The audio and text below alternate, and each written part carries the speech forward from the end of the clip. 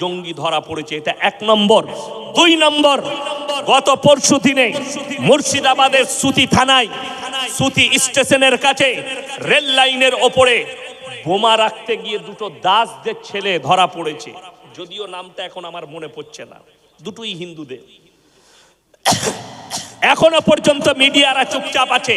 এই নিউজ 18 বাংলা, তার নাম অয়ন না কি নাম, চশমা পরে খবর পড়ে, তাকে বলছি তুমি যে কত বড় বেঈমান আর তুমি যে কত বড় কুত্তা দালাল, কালকে বুঝতে পেরেছি। খবর সম্প্রচার করেছে সুতি থানায় বোমা রাখতে গিয়ে হাতে নাতে ধরা হারামখোর, তাদের নামগুলো প্রকাশ করে নাই। কেন?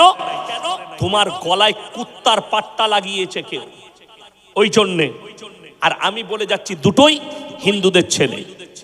এরা যদি ধরা না পড়তো, হারামখোররা পাকিস্তান পর্যন্ত যোগ করে দিত।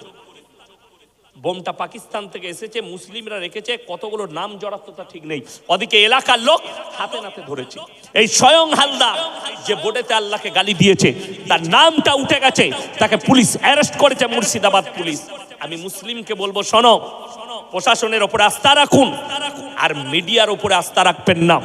এই গোটা ভারতবর্ষে যতগুলো দাঙ্গা ফাসাদ হচ্ছে, হিন্দু মুসলিমের মধ্যে বিবাদ, জাতি বিবাদ লাগাচ্ছে, এই দেশের মিডিয়া তার মধ্যে নাম্বার 1 হচ্ছে রিপাবলিক টিভি। কোন মুসলমানের জন্য উচিত নয় তারা যেন রিপাবলিক টিভি দেখে। আপনারা কেউ দেখবেন না, সবাই বয়কট করব। সকলে জোরে হাত তুলে বলুন ইনশাআল্লাহ। রিপাবলিক টিভিকে বয়কট করুন। এই কুকুর রঞ্জন না ময়ূর রঞ্জন আছে একটা 4 চকো ব্যাটারিওয়ালা মাল, হ্যাঁ, ময়ূর রঞ্জন, ও ময়ূর রঞ্জনের কুকুর রঞ্জন, ওটা আমি ওর নাম রেখেছি। প্রতিনিয়ত মিথ্যাচার করছে, অবাক লাগে। আচ্ছা শুনেছেন, একটা ছোট ছেলেও এরকম গল্প করবে না। আমাদের দেশের এই রাজ্যের মেদিনীপুরের একটা বুড়ো ভাম নেতা এখনো বিয়ে করেনি। সে বলছে বাংলাদেশ থেকে 1000 ঢাকা থেকে রিস্কা নিয়ে বেরিয়ে গেছে 1000 লোক কলকাতাকে দখল করবে। তুই পাগল।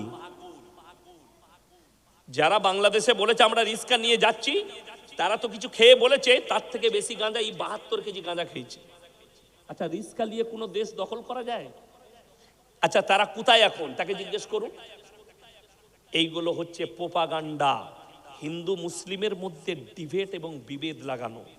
আমার ভাই, ভয় খাবেন না, সবাই আল্লাহর উপরে বিশ্বাস